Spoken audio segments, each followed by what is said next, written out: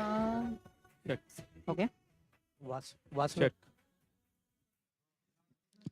వాసు గారు, శ్రీదేవి గారు ఎవరన్నా? హాయ్ అండి. హాయ్ అండి. ఇందాక హర్షిత్ చెప్పినట్టు కొంచెం డేర్ స్టెప్ వేశారు మా ప్రొడ్యూసర్స్ అన్నారు ఈ సినిమా ప్రొడ్యూస్ చేయడానికి. Sorry అండి? మా ప్రొడ్యూసర్స్ కొంచెం డేర్ స్టెప్ వేశారు అన్నాడు హర్షిత్ ఇందాక మాట్లాడుతూ. ఏంటి సార్ మీరు ఆహా నుంచున్నారు అండ్ ఈ ప్రొడ్యూసర్ ఇటు సైడ్ రావడానికి ఏంటి పుషప్ అండ్ అరవింద్ గారి పుషప్ ఎంత మీరిద్దరిని ప్రొడ్యూస్ చేయడానికి? అంటే ఎప్పటినుంచో ఉన్న థాటే అండి. సినిమా తీయాలని ఇందాక చెప్పినట్టు ఆలోచించి ఆగి అలా అయింది. బట్ హర్షిత్ ద్వారా నేను ఎప్పుడైతే శ్రీకాంత్‌ని కలిసానో, శ్రీకాంత్ నాకు ఈ కథ చెప్పాడో, అది కూడా యాక్చువల్లీ చాలా ఇంట్రెస్టింగ్ స్టోరీ. ఆల్మోస్ట్ అవ్వలేదు నరేషన్ ఆ రోజు.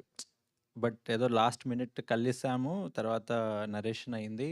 అండ్ నాకు ఆ లాస్ట్ స్టెప్ వేయడానికి ఏదైతే ధైర్యం కావాలో, ఆ ధైర్యం ఇచ్చిన సినిమా అండి 'దీవానా'. అండ్ అరవింద్ గారు మేము ఏది చేసినా అరవింద్ గారు మాకు దాంట్లో సపోర్ట్ ఉంటారండి. అండ్ ఏం చేసినా తనకి చెప్పే చేస్తాము. అండ్ మా ఇద్దరికి definitely he's the backbone and he's the biggest support from. So ఈ సినిమా అదే ఈ స్క్రిప్ట్ చెప్పినప్పుడు ఆయన ఇచ్చిన సజెషన్స్ కానీ పుషప్ కానీ ఏంటి మీకు ప్రొడ్యూసర్స్? ఈ సినిమాలో ఉన్న ఒక బ్యూటిఫుల్ థింగ్ ఏంటంటే శ్రీకాంత్ నాకు ఆ రోజు ఏదైతే చెప్పారో మేము అదే తీసామండి. అదే అందరికీ నచ్చింది కూడా. దీంట్లో పెద్దగా మేము మార్చింది ఏమీ లేదు. శ్రీకాంత్ ఇప్పుడు ఏదైతే బిలీవ్ చేసి కథ ఫస్ట్ హర్షిత్‌కి చెప్పాడో, వీళ్ళిద్దరు మళ్ళీ నా దగ్గరికి, శ్రీదేవి గారి దగ్గరికి ఏదైతే తీసుకొచ్చారో, మేమందరం ఒకటే పేజ్‌లో ఉన్నాం. ఆ రోజు నుంచి ఈ రోజు వరకు. దాన్ని రీచ్ అవ్వడానికి ఏం చెయ్యాలి అనే ఎఫర్ట్ గానీ, హార్డ్ వర్క్ గానీ పెట్టామే తప్ప శ్రీకాంత్ మైండ్‌లో ఉన్నది అసలు ఏ రోజు చేంజ్ అవ్వలేదు. అది ఓన్లీ ఎన్హాన్స్ అవుతా వచ్చింది. When Eshwar came as a music director or Vamsi garu came as DOP, తన మైండ్‌లో ఉన్న విజన్‌ని ఎన్హాన్స్ చేసుకుంటా స్టెప్ బై స్టెప్ ముందుకెళ్ళామండి. అండ్ అదే అందరికీ నచ్చింది కూడా. ఆల్ ది బెస్ట్ అండి. సాంగ్ చాలా బాగుంది. All the very best. Thank you so much. Srikanth garu. Sir ఇప్పుడు మీరు ఇందాక చెప్పినట్టు 2046లో కూడా ఒక దివానా వస్తుంది, దివానా గురించి మాట్లాడతారన్నారు కదా. కానీ మీరు మాట్లాడినప్పుడు 7/G బృందావన్ కాలనీ తీసుకోండి, ఇప్పుడు మన హర్షిత్ మాట్లాడతా గీతాంజలి గురించి మాట్లాడు, ఇవన్నీ కూడా failure stories. But pure love stories, that very successful love stories. But end of the day వాళ్ళు లైఫ్లో కొంచెం పెయిన్ ఉంటుంది. ఈ కథ ఎలాగ పెయిన్ఫుల్గా ముగిపోతుందా లేకపోతే ఎలాగా? Geethanjali successful story sir. ఎందుకంటే వాళ్ళు కలిసిపోతారు. కలిసినన్ని రోజులు ఎన్ని రోజులు బతికుంటారో తెలియదు కానీ బతికున్నన్ని రోజులు హ్యాపీగా ఉంటారు అని మనకు సూపర్ ఇంపోజ్ పడుతుంది. సో అంత పాజిటివిటీ ఉన్న స్టోరీ ఇది కూడా. అంటే మనము సినిమాలో అక్కడక్కడ గుండె పిండేస్తుంది. సినిమా అయిపోయాక మీరు సీట్లో నుంచి లేవాలని మర్చిపోతారు. అలా కూర్చొని ఉంటారు కొద్దిసేపు. చాలా చాలా చాలా పాజిటివ్గా ఉంటుంది towards life and towards love. మీరు టీజర్లో చూస్తుంది ఒక వన్ సైడ్ ఒక అబ్బాయి అమ్మాయిని ప్రేమిస్తున్నాడు, వెనకబడుతున్నాడు అని. దానికన్నా ఎక్కువ రివీల్ చేయలేము టీజర్లో. It has to tease you. Cinema should give you an experience, beautiful experience. Cinema ఇంత అందంగా ఉంటుందా అని అనిపించాలి అనేది మా ప్రయత్నం. మీ ప్యాషన్ కనబడుతుంది మీ ఆన్సర్లోనే. ఎందుకంటే the way you looking a positive vibe in that particular film, it's very nice actually. Thank you. మీరు చెప్పినట్టుగా అలా చూడలేరు actually, but this is your vision. That's not a problem to me. And మీరు ఇందాక డైలాగ్లో లవ్ అనేది pain killer అనిపించారు. Pain కదా, పెయిన్ కిల్లరా? It's a sweet pain. ఎంత స్వీట్గా ఉంటుందంటే ఆ pain one has to experience లైఫ్లో. లేకుంటే మనిషిగా పుట్టి అది అనుభవించకుంటే వేస్ట్. గట్టిగానే అనుభవించినట్టున్నారు లవ్. చాలా అదే ట్రాన్స్లేట్ అవుతుంది. చాలా చాలా అనుభవించాం. కానీ ఇప్పుడు గీతా భగత్ గారు అన్నారు, చాలా చూసుంటారు మీరు అని. Like any other middle class Telugu అబ్బాయి చాలా లవ్ స్టోరీలు చూసాము. అన్నీ వన్ సైడే, ఓన్లీ టూ సైడ్ నా భార్యతో. ఇప్పుడు గీత గారు మీలాంటి వారిని రోజు కొంతమందిని చూస్తుంటారు కాబట్టి ఆమె చాలా ఈజీగా జడ్జ్ చేసి మీ లవ్ స్టోరీ గురించి చెప్పేసింది. వాసు గారు ఏంటి సార్, ఆహాలో ఉన్నప్పుడు ఆ జెంటిల్మెన్షిప్ ఉండేది, ప్రొడ్యూసర్ అయ్యి నాకేంది గెటప్ మొత్తం సెటప్ మార్చేశారు. ఏం సార్ అదే షర్ట్, అదే ప్యాంట్ కదా సార్. ఎనీవేస్ సూపర్‌గా సార్. చాలా మంచి ఫీల్ తీసుకొచ్చారు. Actually thank you. Thank you so ఇక్కడికొచ్చినప్పుడు మచ్. ఇంత ఎక్స్‌పెక్ట్ చేయలేదు. మీ వైబ్‌లో గాని, ఆ విజువల్‌లో గాని, ఆ సౌండ్‌లో గాని ఎస్పెషల్లీ నాకు ఇతను తెలీదు శ్రీకాంత్ గారు. ఈశ్వర్. ఈశ్వర్ గారు చాలా బాగా చేశారు. ఫెంటాస్టిక్ అండి. All the very best. 'Deewana' is నిజంగానే మీ అందరికీ గుర్తుండిపోద్దేమో. Harshit all the very best. నువ్వు కూడా 'షారుఖ్ ఖాన్' గారితో పోల్చుకుంటున్నావు. చూసుకో జాగ్రత్త. దానికి తగ్గట్టుగా చేయాలి. All the very best. Thank you sir. Thank you. Sir director గారు.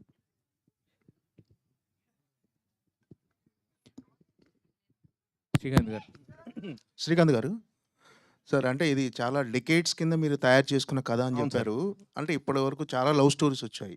అంటే ఆ లవ్ ఎక్కడో ఒక దగ్గర కంపారిజన్ వస్తుంది. డెఫినెట్‌గా మీరు అనుకున్న లవ్ స్టోరీ అప్పటికి ఇప్పటికి అంటే మీరు కథ అనుకున్నప్పటికీ ఇప్పటికి స్క్రీన్ మీద ప్రెజెంట్ చేసిన దానికి ఏమన్నా అప్డేట్ చేసుకున్నారా? వచ్చిన సినిమాల్ని చూస్తూ? It's very updated sir. ఎందుకంటే డికేడ్స్ అంటే it was only the story line. Screenplay form అవుతుంది ఓవర్ ద టైమ్. ఈ స్క్రీన్ ప్లే ఎలా ఉంటుందంటే ఇట్ హ్యాస్ దట్ లాంజివిటీ. ఎప్పుడు చూసినా కొత్తగానే ఉంటుంది. అది కొత్తగా ఉండడానికి రీజన్ ఏంటంటే ఒకటి జీవితంని చూస్తున్నాం.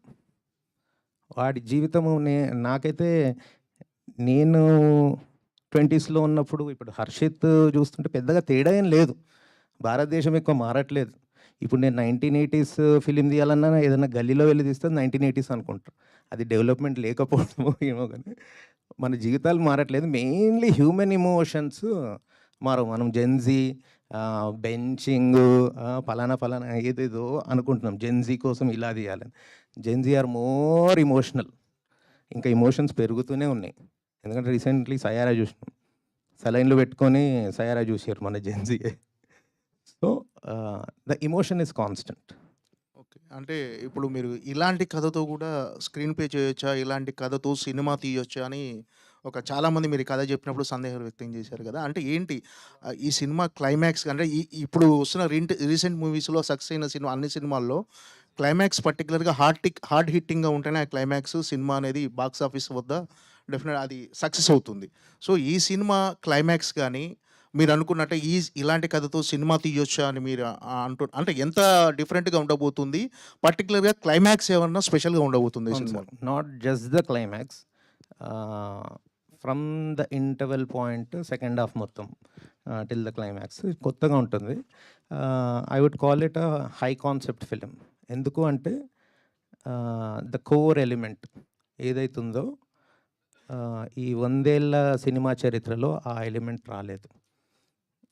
ప్రేమలోనే ఒక డిఫరెంట్ యాంగిల్. సో మున్నగాడు వాడు ఎంత దూరం వెళ్ళిండు ప్రేమ కోసం అనేదే చూస్తాం. Core element is very new. Srikanth గారు, అదే ఇందాక డెకేడ్స్ నుంచి అని అన్నారు కదా Sir. యాక్చువల్‌గా. సో, డెకేడ్స్ నుంచి మీ దగ్గర కోర్ పాయింట్ ఉంది. దానికి తగ్గట్టుగా స్క్రీన్ ప్లే గాని అవన్నీ కూడా టైమ్ టు టైమ్ ఇదవుతుంటాయి కదా! సో, ఆ ఎవల్యూషన్ అనేది మరి అంటే మారుస్తూ వచ్చారా? లేదంటే గనుక జస్ట్ ఆ రా మెటీరియల్ అలా పెట్టుకొని ఇప్పుడు సినిమా ఓకే అయిన తర్వాత తీసుకొచ్చారా? ఎలా చేశారు అది ఏంటి? ఆనెస్ట్‌గా over a period of 6-7 years ఈ స్క్రీన్ ప్లే ఫామ్ అయింది. Storyline was like more than 10-15 years. Screenplay form అయింది. క్లారిటీ వచ్చింది నాకు. మెయిన్లీ ఈ పాయింట్‌ని సినిమాగా 2.5 గంటలు కూర్చోబెట్టాలి అంటే అర్లియర్ అది లేకుండే. ఎందుకంటే ఇట్ వాజ్ సో డిఫికల్ట్ ఆ పాయింట్ చుట్టూ స్క్రీన్ ప్లే అల్లడం. సో ఒక 5-6 ఇయర్స్ పట్టింది properly to make it engaging entertaining stuff. అంటే అంత ఇష్టపడి అంత ఇది చేసి రాసుకున్న సినిమాని అంటే హర్షిత్‌కి తో చెప్పించాలి. హర్షిత్‌ని క్యాస్ట్ చేయాలనే ఇది ఎందుకొచ్చింది మీకు? ఒక 5 ఇయర్స్ బ్యాక్ ఒక ప్రొడ్యూసర్ హీ వాజ్ ఇంట్రెస్టెడ్. మళ్ళీ హీ బ్యాక్డ్ ఆఫ్. అప్పటి నుండే నేను తనదొక వీడియో సాంగ్ చూశాననమాట. ప్రాపర్ ఇంకా నాకు నా ప్రొటాగనిస్ట్ లాగా అనిపించాడు. I approached him. ఎవరు ప్రొడ్యూసరు ఏంటి? తను ఎవరు ఫోన్ చేసినా భయపడేవాడు అనమాట. After mail. సో నేను ఉదయ్ గుర్రాల త్రూ వాళ్ళ director, he is my friend also. అడిగిస్తే కూడా అరే వాడు భయపడుతున్నాడు, ఏ కథలు ఉంటాయో ఏంటో అని చెప్పి ఆచితూచి అడిగేయాలని చూస్తున్నాడు. లేటర్ ఆన్ ఒక మూమెంట్ వచ్చింది. విత్ అదర్ యాక్టర్స్ అందరితో కలిసి నేను ఆయన రికమెండ్ చేయించుకొని కలిసిన ప్రాపర్గా కలిస్తే when he heard the narration ఆడు terrific judge of the story. అంటే ఆడు ఎందుకు దివానా అంటే నాకున్న emotion equally he shares the same అనమాట. So he was bowled over. ఇంకంతే అన్న వాసు శ్రీని కలిసి ఒక కథ ఉంది, ఎవ్వరు డేర్ చేయట్లేదు, మీకు అంత డేర్ ఉందా, హీ ఛాలెంజ్ దెమ్. కానీ వాసు విన్నాక he fell in love with it. అయితే వాసు గారు, శ్రీదేవి గారు బేసిక్‌గా ఏంటంటే కొన్ని సినిమాలే స్టార్స్‌ని తయారు చేస్తాయి యాక్చువల్‌గా. స్టార్స్ అంటే ఎక్కడ ఉండరు కదా! కొన్ని సినిమాలు ఇప్పుడు 'చిరంజీవి' గారు అంటే ఒక 'ఖైదీ' ఇలా వాళ్ళు మాట్లాడుతా ఉంటారు. అప్పటి వరకు వాళ్ళు ఉన్నా కూడా ఇండస్ట్రీలో దాని తర్వాత ఏంటంటే నెక్స్ట్ లెవెల్‌కి వెళ్ళిపోతారు. బట్ ది బట్ ఆ డేరింగ్ స్టెప్ అనేది తీసుకోవడం చాలా కష్టం అవుద్ది. మీకేమో ఫస్ట్ స్టెప్ ప్రొడ్యూసర్స్ కింద. సో మరి మీరు ఏ డేర్‌తో ఆ స్టెప్ తీసుకున్నారు? ఏంటి? What's your confidence on 'Deewana'? అంటే లవ్ ఇస్ టైమ్లెస్ అండి. అంటే ఇందాక శ్రీకాంత్ కూడా చెప్తున్నారు కదా, ఐడియా 10 ఇయర్స్ బ్యాక్ వచ్చింది, దెన్ హీ వాజ్ కుకింగ్ అని. అది నా దగ్గరకు వచ్చేటప్పటికి అది ఎంత బాగుండే అంటే ఫస్ట్ నరేషన్లోనే I completely fell in love with the story. దాంట్లో నాకు ఒక బాయ్ ఎమోషన్ కనిపించింది. నేను ఎక్స్ట్రీమ్గా రిలేట్ అయిపోయాను ఆ ఎమోషన్ నుంచి. ఎంత ఎక్స్ట్రీమ్గా రిలేట్ అయ్యానంటే నేను when I shared it with Sridevi గారు, షీ కుడ్ సీ దట్ నువ్వేదో నమ్మావు దీంట్లో, ఐ థింక్ మనం చేసేయాలని. జస్ట్ నాకు ఈయన ట్రాన్స్ఫర్ చేసిన ఎనర్జీ ఆవిడ ముందు పెట్టగానే మనం ఈ సినిమా చేసేయాలి అని చెప్పిందనమాట. అంటే Srikanth 10 years of work which he did on that film, I think that was the main reason అండి. నేను ఇందాక కూడా చెప్పాను కదా నాకు ధైర్యం వచ్చిందని. That was I think Srikanth 10 years of work on this particular script that he did. అంత బాగా కథ రాశారండి. That is one. Second thing ఏంటంటే స్క్రీన్ ప్లే తను డెవలప్ చేసినప్పుడు ఆ కోర్ ఎమోషన్ని ఎంత బ్యూటిఫుల్గా ట్రాన్స్లేట్ చేశాడంటే even now also when you see from screen నుంచి మనం బయట ఆడియన్స్ లాగా చూసినప్పుడు అది మనందరినీ చాలా ఇంపాక్ట్ఫుల్గా కనెక్ట్ చేయబోతుందండి. అది నాకు నరేషన్ రోజే అర్థమైంది. And he maintain that today with whatever visuals we are seeing, he was able to maintain that. And second thing నాకు చాలా ధైర్యం వచ్చింది ఏంటంటే I'm a big music lover.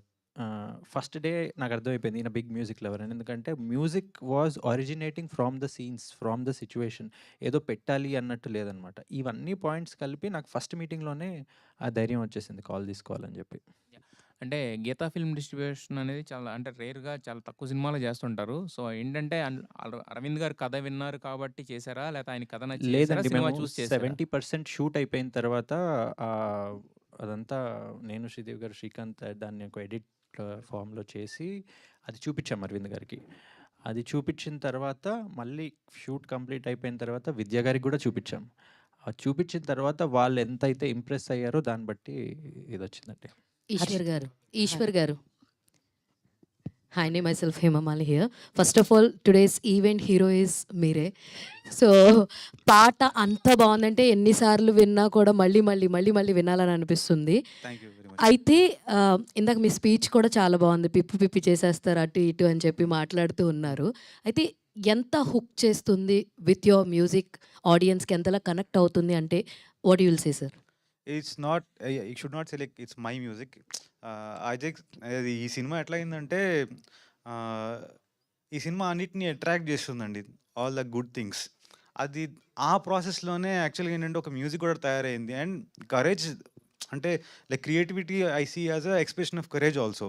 Yes. And అంటే ఒక బౌండరీ నుంచి దాటి ముందుకెళ్ళాలి. So when you listen to this all the songs or whatever మీరు విన్నారేవో, ఆ బౌండరీ దాటే వెళ్తున్నాం.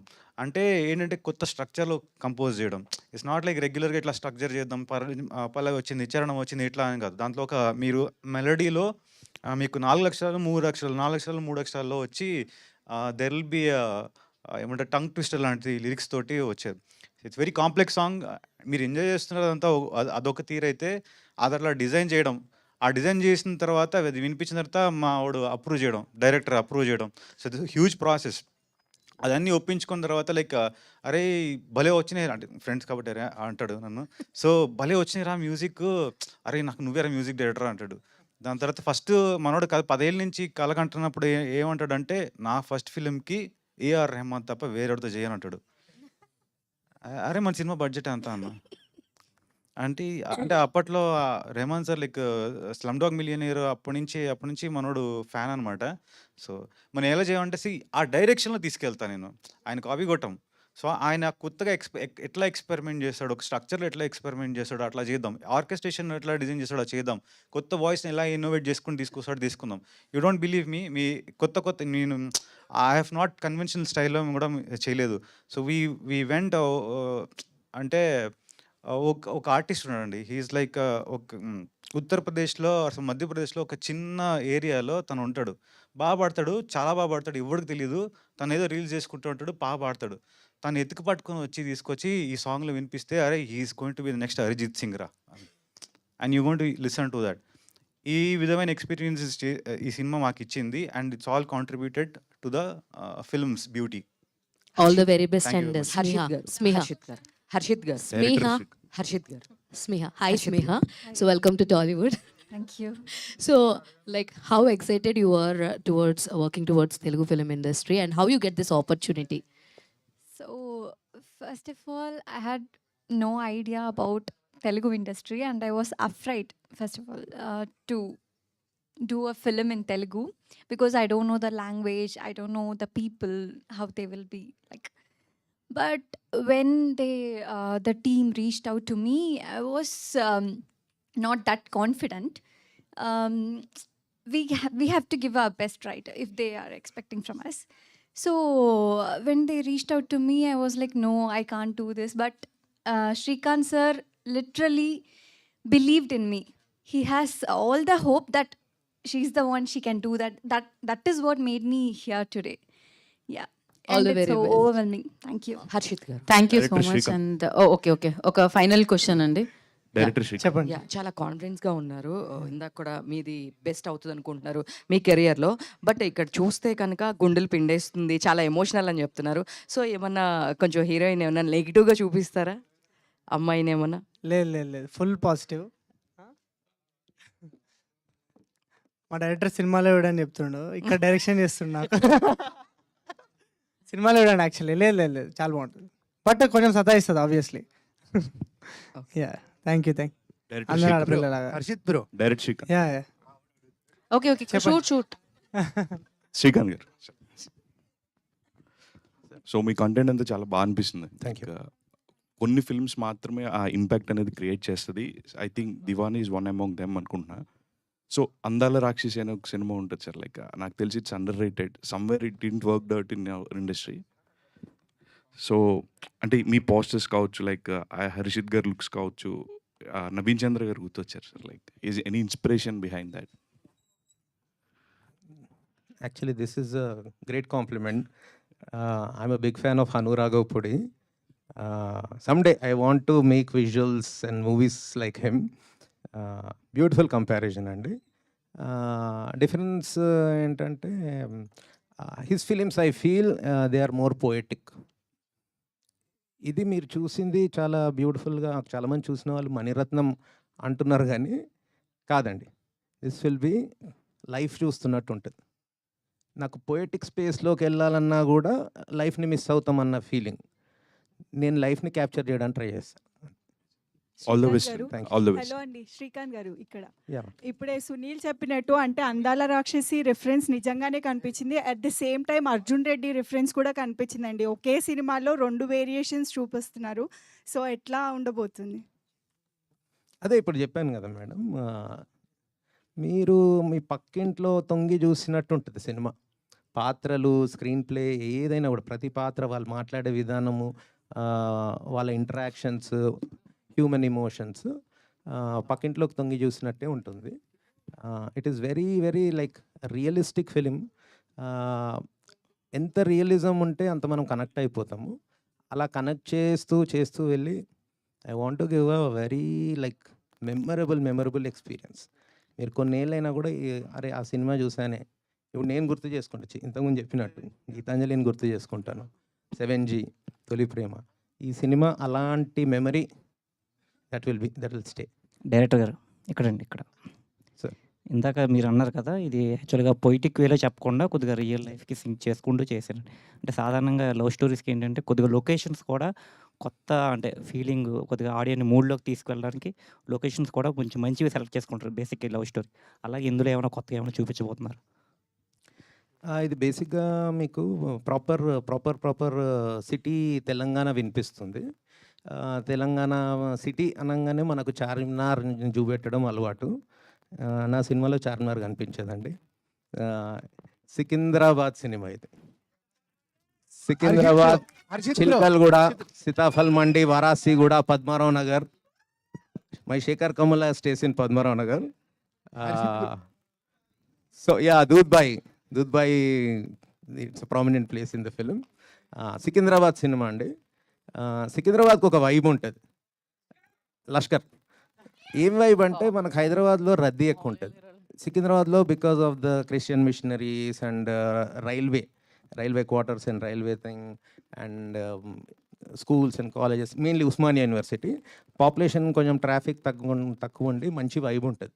ఆ వైబ్ వల్ల కొంచెం film makers like Sekhar Kammula garu and even Tanikella Bharani garu, he's from Chilkalguda. So I'm also from Padmarao Nagar.